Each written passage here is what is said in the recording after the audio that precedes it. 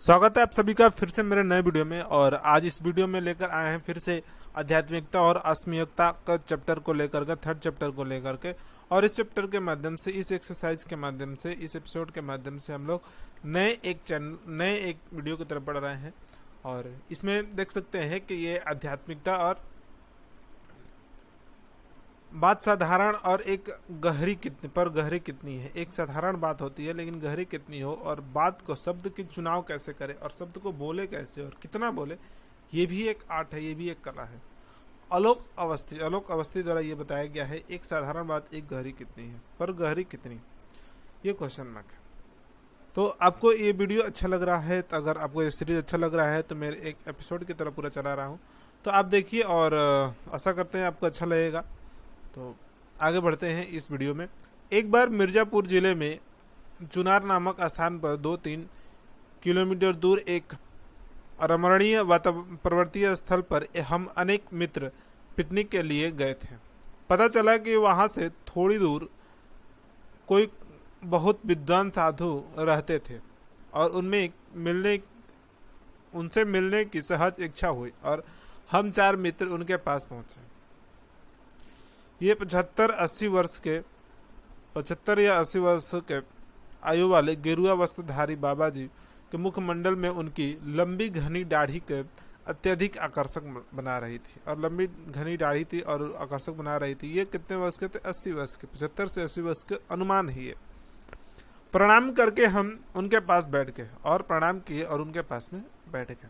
हमारी बाकी half pant पर दृष्टि डालते हुए उन्होंने पूछा, क्या आप लोग आरएसएस से संबंधित है? तो वे सभी हाफ पैंट पहने हुए थे, तो उन्होंने कहा, क्या आप लोग आरएसएस से संबंधित थे? खाकी पैंट हाफ पैंट पहनते थे, तो समझ गए। मैंने जब उन्हें बताया कि हम सभी संघ के कार्यकर्ता हैं, तो एक दीर्घ निश्वास छोड़ते हुए वे बोले, गोलवलकर जी, तो तुम लोग अपना गुरु और नेता मानते हो पर उनको पहचानते नहीं।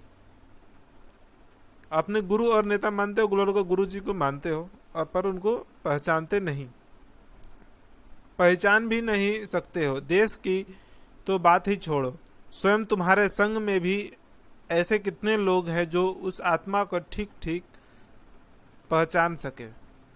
बहुत कम लोग हैं जो उस आत्मा को ठीक ठीक से पहचान सके। तब से आज तक जब भी श्री गुरु जी के बारे में सोचता हूँ, मुझे चुनार के उस साधु के शब्द का अधिकाधिक अर्थपूर्ण लगता है। श्री गुरु जी जब तक जीवित थे तब तक उनके बारे में कितनी भी बातें सुनाई पड़ती थी। एक पत्रकार के शब्दों में, अपने समय में श्री गुरु गोलवलकर भारत के सर्वाधिक चर्चित व्यक्ति थे। और ये गोलवलकर जी सबसे ज्यादा चर्चित व्यक्ति थे, सर्वाधिक चर्चित व्यक्ति थे।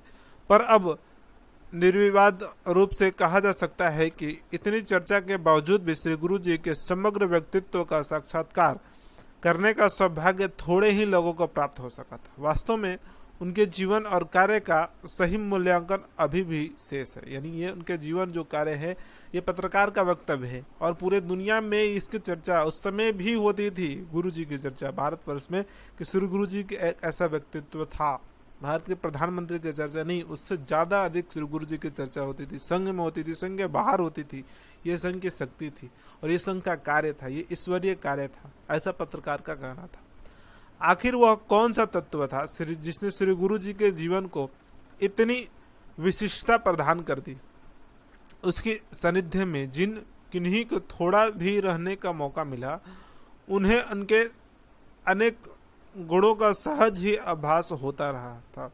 वे विद्वान थे, प्रभावशाली वक्ता थे, आदर्श अध्यापक रह चुके थे, कुशल संगठनकर्ता के रूप में उनकी ख्याति थी।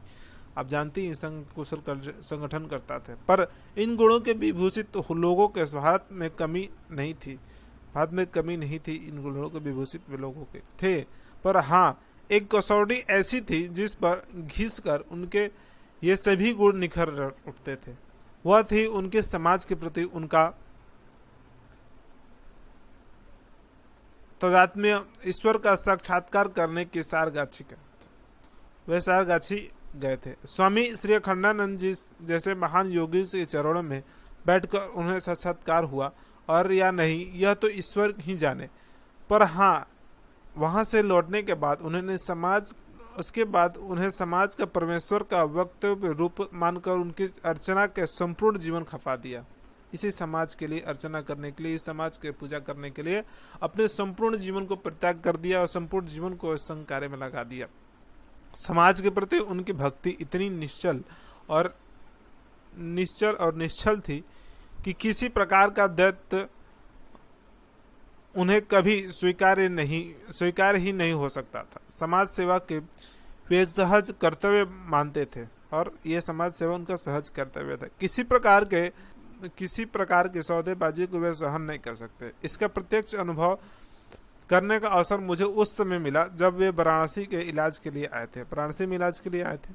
बिहार उन दिनों जबरदस्त बाढ़ से चपेट में आया हुआ था। वहां के कुछ प्रमुख कार्यकर्ताओं देश भर के सहायता जुटाने का प्रस्ताव लेकर श्री गुरु जी से मिलने आए और वहां पर श्री गुरु जी से मिले कि देश भर से यह इकट्ठा करना चाहिए, चंदा इकट्ठा करना चाहिए या कुछ धन संग्रह करके उस बिहार को सहायता करना चाहिए। उन कार्यकर्ताओं से उन्हें बाढ़ पीड़ित लोगों के बारे में विस्तृत जानकारी प्राप्त की। फिर स्वयं ही उनसे पूछा सभी स्वयंसेवक सेवा और सहायता के कार्य में जुट गए हैं या नहीं। तो उन्होंने पूछा कि सभी स्वयंसेवक सहायता और कार्य में जुटे हैं या नहीं जुटे हैं। एक प्रमुख कार्यकर्ता ने कहा स्वयंसेवक तो पूरी तरह से जुटे हैं, पर साधनों का अभाव सेवा कार्य में बाधा डाल रहा है। साधन का अभाव होने के कारण बाधा डाल रहा है। अकेले बिहार में इतने बड़े प्रमाण पर तत्काल साधन जुटा पाना कठिन लगता है। श्री गुरु जी ने कहा अकेले बिहार से ही क्यों साधनों को जुटा रहा जाए, ये अकेले बिहार से क्यों जुटाया जाए। फिर अपने निजी सचिव डॉक्टर अब्बाजी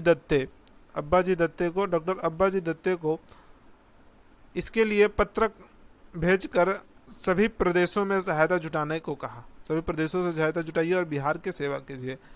एक अति उत्साहित कार्यकर्ता के बीच में ही बोल पड़ा, पर गुरुजी इससे तो पर्याप्त देर हो जाएगी। अनेक दलों ने बड़े प्रमाण में सहायता कार्य प्रारंभ कर दिया है। यदि हमारी सहायता में विलम्ब हुआ तो हम लोग उनसे पिछड़ जाएंगे और सहायता पीछे करेंगे, यानी फुटेज लेने, यानी हम उनसे पिछड़ जाएंगे बाकी सभी संगठनों से, यानी सभी कर लेंगे तो हम भी पिछड़ सकते हैं।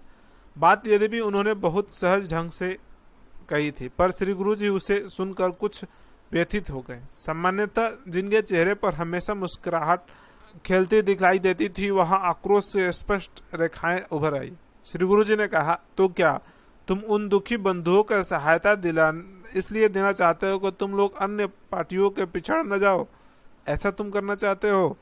यदि तुम्हारी भावना इसी संकुचित दलीय प्रेरणा से आधारित है तो संघ में ऐसे कार्य का वास्ता ही नहीं है। एकाएक वातावरण में गंभीरता छा गई। ऐसा करना यानी अभी भी संघ में ये जरूरी नहीं है कि हम जल्दी पहुंचे, ये जरूरी नहीं है कि हम भी सबसे पहले पहुंच गए तो हम फोटोज खिंचा लिया, फोटो खींच के डाल दिया, ऐसा नहीं है। लेकिन हम पहुंचे, हम उस कार्य को सहजता से किए और अच्छे से करके आगे बढ़े, ऐसा संघ का कार्य है। ये नहीं कि हम अभी बाकी सभी संगठनों से पहले पहुंचे, बाकी सभी संगठनों से आगे पहुंच करके उस कार्य को करें और बाकी सभी संगठनों को पीछे कर दे। पीछे करने का मकसद बिल्कुल नहीं है संघ कार्य। अगर ऐसा करने का सोच रहे हैं तो इस संघ कार्य आपके लिए नहीं है। ऐसा ना सोचे, कभी भी संघ कार्य में ऐसा ना सोचे कि नहीं ये हम सबसे पहले कर सकते हैं, हम और आगे बढ़ सकते हैं, हम और तेजी से बढ़ सकते हैं, ऐसा नहीं है। तो आपको उन गुरु जी की इस घटना से प्रेरणा लेना चाहिए कि नहीं, ये कार्य ईश्वरीय कार्य में थोड़ा विलम्ब होगा, लेकिन होगा। अनजाने में ही क्यों ना हो, पर हम कार्यकर्ता ऐसी बात कह गया था। एक कार्यकर्ता कह गया था जो संघ के विशुद्ध और सहज देश प्रेम के कल्पना से मेल नहीं खाती थी। उस कार्यकर्ता ने प्रयासित भरे स्वर में धीरे से कहा, श्री गुरु जी मुझसे गलती हो गई, मेरा आशय यह नहीं था। श्री गुरु जी मुझसे यह गलती हो गई, यह मेरा आशय नहीं था। श्री गुरु जी फिर से स्नेहपूर्वक शब्दों में कहना प्रारंभ किया, भाई देखो, हम लोग को सहज भाव से अपने पीड़ित बंधुओं की सेवा करनी है, यह अपना कर्तव्य है। हमें इसके एवज में न वाहवाही लूटनी है, न वोट मांगने हैं। हम तो अपने इस सहज कर्तव्य को प्रचार भी नहीं करना चाहते हैं। अतः इस प्रकार के सेवा धर्म का कर्तव्य भावना ही प्रमुख होनी चाहिए। देखने सुनने की से बात कितनी साधारण सी लगती है, पर इसके अंदर में कितनी गहराई है। समाज को अपना परिवार ही नहीं, साक्षात भगवान का मूर्त रूप मानने वाले श्री गुरु जी जैसे भक्त और आराध्य समाज साथ किसी भी प्रकार का सौदेबाजी का भला कैसे स्वीकार कर सकता है। ये समाज को भगवान यानी देश को भगवान भारत माता मानते थे। उस देश की सेवा करने के लिए सौदेबाजी, हम आगे पीछे निकले, हम आगे बढ़े, हमारा फुटेज आ गया, ऐसा मन में कभी भी नहीं आना चाहिए, कभी आना ही नहीं चाहिए देश का काम करने के लिए और संघ का कार्य स्पेशली करने के लिए। देश प्रेम की उनकी एक उत्कंठा का भी परिणाम है कि उनके संपर्क में आने वाले हजारों कार्यकर्ता इसी सहज भाव से ओतप्रोत से समाज सेवा के पथ पर अग्रसर दिखाई देते हैं। उनके निर्मल अंतःकरण से व्याप्त राष्ट्रभक्ति की इस गहराई का क्या आज भी हम सही मूल्यांकन कर पाए हैं? जब कभी यह इस प्रश्न का उत्तर ढूंढने का प्रयास करते हैं तो उन क्षण में से चुनार में उस महात्मा की मूर्ति आंखों के सामने खड़ी दिखाई देती है। उनके वे शब्द कानों में गूंजते लगते और श्री गुरु जी को तुम नहीं पहचानते हो, पहचान भी नहीं सकते हो, ऐसा वो चुनार के उस साधु ने कहा था। और वही आवाज उनके कानों में गूंजता आता है जो वक्ता है उनका, जिनका कहना है। तो आप देख सकते हैं कि श्री गुरु जी कैसे व्यक्ति थे और उस समाज का कार्य करने के, संघ का कार्य करने के लिए किस किस स्तर पर कार्य किए हैं, आप इस वीडियो के माध्यम से, इसके माध्यम से देख सकते हैं। आशा करते हैं आपको ये वीडियो अच्छा लगा होगा, और अच्छा लगा है तो चैनल को सब्सक्राइब कीजिए, लाइक कीजिए और ज़्यादा से ज़्यादा लोगों तक शेयर कीजिए। Thank you for watching. Bharat माता की जय, जय श्री राम। और इस भारत माता के आशीर्वाद से हम लोग इस कार्य को कर रहे हैं, तो आप भी आशा करते हैं कि आप मेरे ऊपर आशीर्वाद बनाए रखेंगे और चैनल को सब्सक्राइब जरूर कीजिए। धन्यवाद।